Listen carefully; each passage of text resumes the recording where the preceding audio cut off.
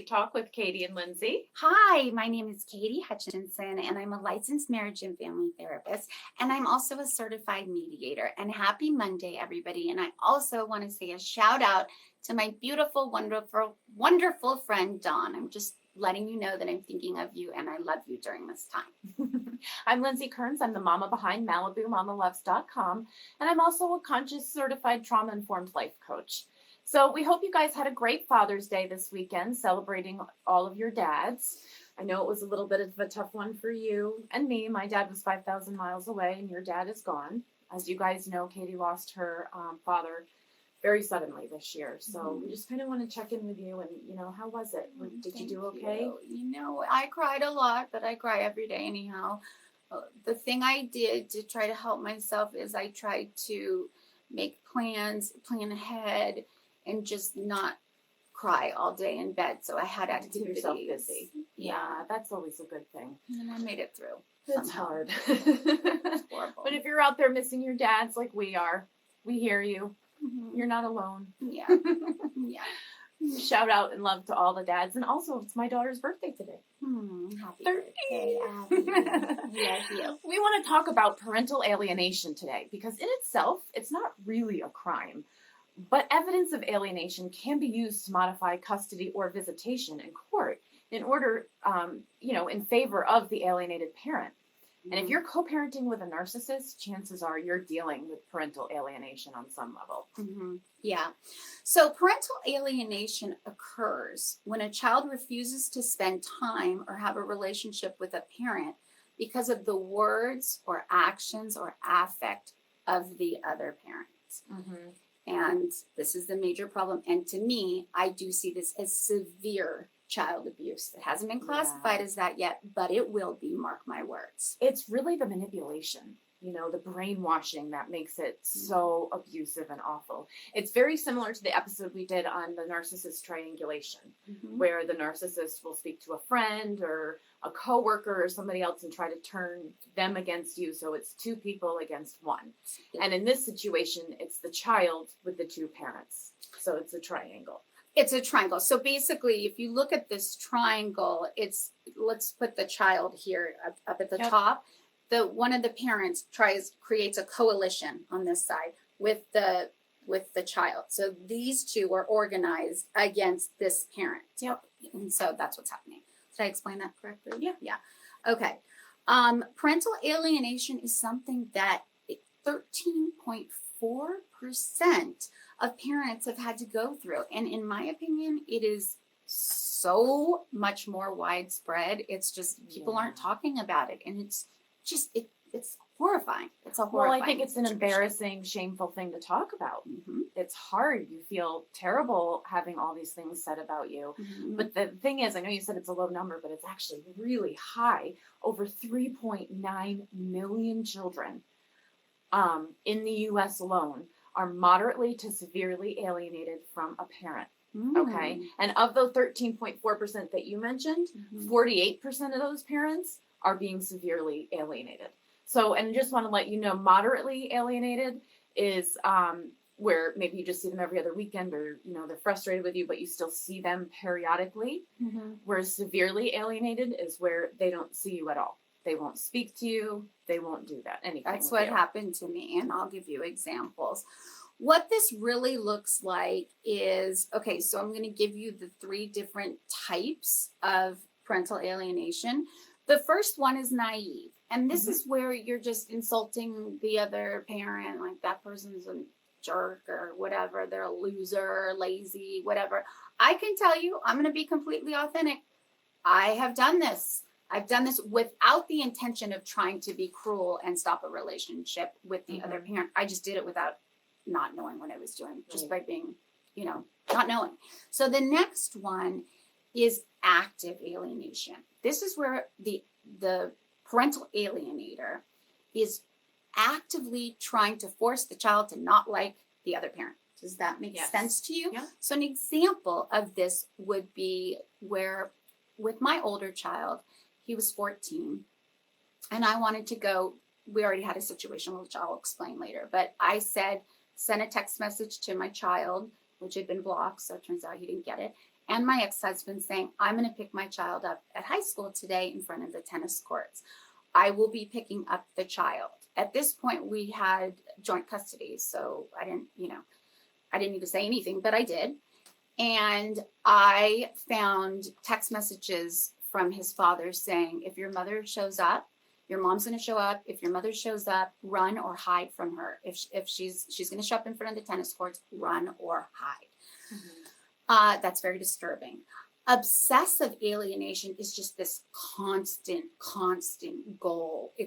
There's so much frustration and resentment and anger and hatred towards that other parent. They're actively constantly constantly doing this. And this is also something that I've experienced. So do you want to give me an child abuse? Well, yeah. Yes, I'm so sorry. I said, and we have to remember that one of the worst things you can do to abuse your child, right, is when a child has to watch one person that they love tear apart the other person that they love. Mm-hmm. And that is one of the cruelest forms of abuse, when you have to watch that and then to have to act upon it, right? So there's 17 signs, probably a lot more, but we're going to share with you guys 17 different signs to look for. Maybe these are things you're doing that you're not even aware of. Like I said, I was a naive alienator without, the intention wasn't there. Yeah. I was a third wife, and we went through a lot with the second wife. So I knew this time around, at least from my part, not to hurt the kids, and to be very careful with that. However, I wasn't shown the same respect. But anyway, bad-mouthing the other parent is the top of the list. That's the number one way. And that does hurt the kids, because you forget, no matter what, at the end of the day, that's their mom or their dad. There's nothing they can do about it. Yeah. They love them, and they don't want to hear the things that are wrong with them. Right? Yep. So limiting contact with the other parent. This is what happened to me, is when I went to Vietnam, came back, tried to spend time with my child. In this case, it was the father. His father would not let me see him, would literally actively come out of the house and block the door and not even let the children come out. Also interfering with communications, right? He Well, blocked all communications. He blocked all and communications. That does happen. You're not alone. So he blocked all communications by blocking me from my child's cell phone without letting me know, but at the same time saying to my son, look, your mom doesn't care about you. She doesn't text you. She doesn't call you, when I was calling and texting all the time. Interfering with symbolic communication, this I think is more like around social medias, like sharing pictures of the child at their house and how happy they are, or showing the child pictures of how happy the other parent is when they're not there. That's a great example, Lindsay. Another example is, and another thing that happened to me, is taking old photos, married photos of, the family, photos that your children want to be able to look back at. Yeah. Well, my ex-husband cut me out with those scissors, cut me out of every single one of those photos so that my children can't look back and look at the history. I, on the other hand, leave everything, allow them to put pictures up of their dad, et cetera, because I want them to know their history. Sure. Withdrawal of love towards the child is another big sign. Yes. I'm not going to love you if you love that other parent. Well, and it might not even be said at all. And something that I see a lot is the child that tends to gravitate towards this parent that's alienated the other parent, is that parent does not show unconditional love. Right. So in my case, I can only talk about myself and clients. In my case, I'm the unconditional lover. I'm the one that, my child could be a mass murderer and I'm going to be there at the jailhouse. Jailhouse rocks every week. You know what I mean? I'm going to love that child no matter what. Their father is more conditional, more rigid, more inflexible. Yep. And so they're fearful of that parent.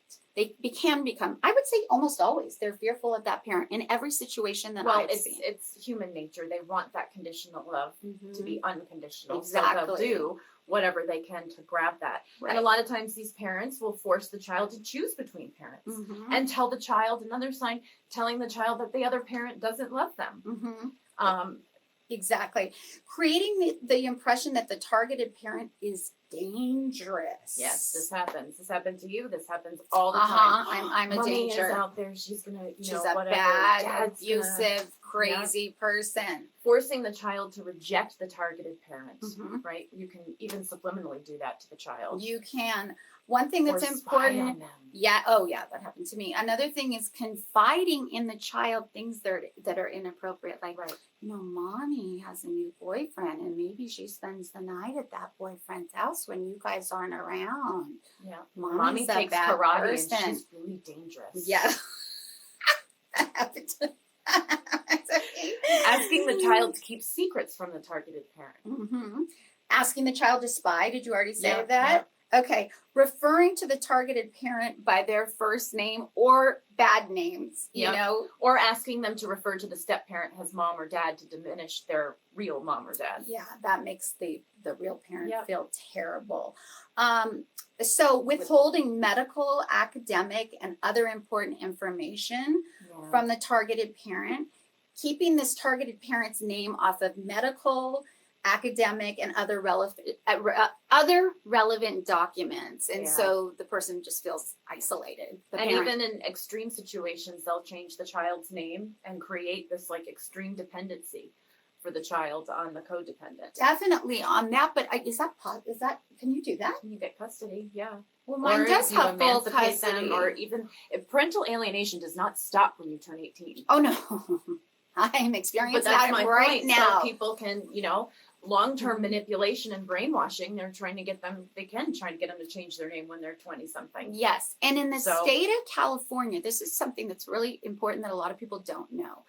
At 14 years old, your child, without going to court, without anything, can decide, I want to live with mom full-time. I want to live with dad full-time. It is their choice at 14 years old. And at 14 years old, it's kind of hard to make that decision because your brain isn't fully developed. So. And a lot of the kids have been so deeply brainwashed. And they're so Patty Hursted. Yeah. Mm-hmm. So it is devastating for the kids. Yeah. You know what I mean? Because we talked about that absent parent and really wanting that that conditional love and knowing that they have the unconditional love of the one parent, they'll treat you like crap. Yeah. So in my case, in my situation, I had been divorced for 4 years, and it was a very contentious divorce, of which I told you guys my story. And when my child and my ex-husband didn't really pay any attention to my eldest. And at about 13 and a half years old, my son said, I don't want to live with dad anymore. And being the nice person that I am, I called dad and said, he doesn't want to live with you anymore. And he said, give me 6 months. I said, fine, cool. I said to my kid, he wants 6 months. Well, in those 6 months, all of a sudden, he went from giving him no attention to constant, accolades and all of this time with them. And he's so fabulous. And then all of a sudden, dad is amazing when mom has been doing this all along. Well, that would be great if dad or the other parent could get on board and be equally supportive of you. Right. Or the other parent. And it's hard when they're not, especially when you're going to such lengths to support them. Exactly. But during this 6 months, what he did is he used this time to turn him against me. The brainwashing. The brainwashing. Yeah. And because his love is conditional and my love is unconditional, my child knew that they could SHIT all over me and mama would still love them through thick and thin. Is that a good example? So, it's one of the most frustrating situations to be caught in. You want to rip your hair out. You want to scream. You want to get up on the mountaintops and say, I'm not this evil person they're making me out to be. I just want to love and be loved and have my children.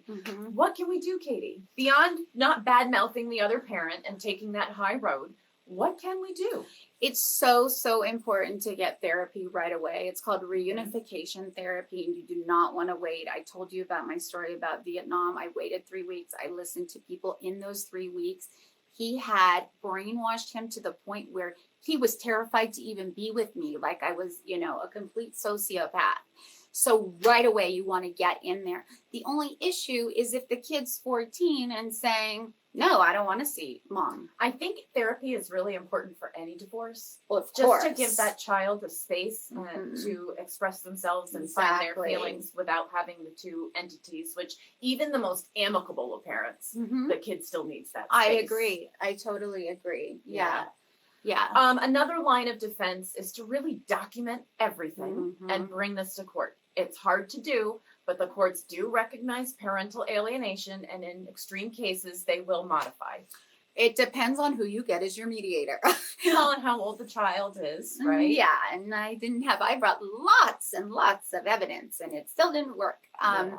Well, your idea of keeping the calendar. So I think it's really important to just keep a calendar and write down everything that you do. Oops, I called Dad King Kim Jong. I do have a little bit of a tendency to do that. The evil ruler of North Korea. You gotta take that high road. I'm trying. He's not King Kim Jong. Sometimes he's the Pope, but trying to call him his name. And so writing down where maybe you've screwed up, and then definitely any little thing that they've done, any of the big things you're probably going to remember, but still write it down, because you need copies of all of that if you have to go to court. And having to do it the day before. You're not going to remember all the little things. So that's so important. Getting them to a specialist, like I said before, a therapist, but a therapist that specializes in reunification. Also a therapist that has not already been tainted by the parental alienator. It's so important to find a neutral therapist. Right. So lots of times what the parental alienator will do is they will come into the office, oh, they're so sweet and kind, I'm just worried about my child. And they get the therapist on their side, because I'm sorry, we're human beings. We're human beings. We try to be neutral all the time, but we're still human beings. They tell the sad story about how abusive the other parent is and blah, blah, blah. And so, well, what you really want is a therapist that's focused on your child. Exactly. Somebody that's always number one. For the kids. It's always in the best interest. So they can listen, and you can feel sorry for either parent, but it doesn't matter what their story is. What matters is what's happening to the kid. But I think what's so important is that the two parents go in together. They don't talk to the therapist alone. That's hard. Oh, this is trust me, it's hard. Even if you can't stand each other, you go in together, you don't talk to the therapist ahead, and the therapist hears both sides of the story. Another great tip that we want to give you guys before we leave you for today is to, if you are the alienated parent, try at least 2 times a week to carve out 1 hour each and just spend it doing whatever your child wants, one-on-one attention and time. Ask them, or if you know what they're loving, then surprise them. What they want to do, whether it be shopping or going to eat. But you want to make sure you drop everything for at least 2 hours a week and just focus. That is right. Turn off that phone and focus on that child. That is your number one priority. And if you are the victim to this, we both see you and feel you and understand. And you know what? We got to talk about it. It's nothing to be ashamed of. It's what we go through in life. Let's talk about it. This should be a form of child abuse. Let's get it known out there. Tell us your stories. Share your stories. Give us a like on this video. Yes. And definitely send us a comment. We want to hear what's going on with you guys too. And we will see you back here on Wednesday. Happy Monday. Bye, everybody. Have a great week. Bye.